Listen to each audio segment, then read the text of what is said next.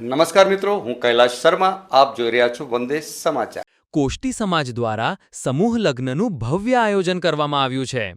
કોષ્ટી સમાજ દ્વારા 27મો સમૂહ લગ્ન સમારોહ સફળતાપૂર્વક યોજાયો.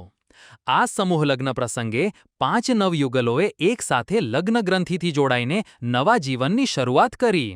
આ સમારોહમાં મુખ્ય અતિથિ તરીકે પ્રદીપસિંહ જાડેજા ઉપસ્થિત રહ્યા, જેમણે નવદંપતીઓને આશીર્વાદ આપ્યા અને સમાજના આ પ્રયાસને બિરદાવ્યો. સમાજમાં એકતા, સાદગી અને સમરસતાનો સંદેશ આપતો આ સમૂહ લગ્ન સમારોહ. મોટી સંખ્યામાં સમાજના આગેવાનો અને લોકો રહ્યા હાજર. વધુ વિગતો સાથે અમે સતત જોડાયેલા રહીશું. વંદે સમાચાર. સાચી અને સચોટ માહિતી મેળવવા માટે આપ જોતા રહો વંદે સમાચાર. ચેનલને લાઈક કરો, શેર કરો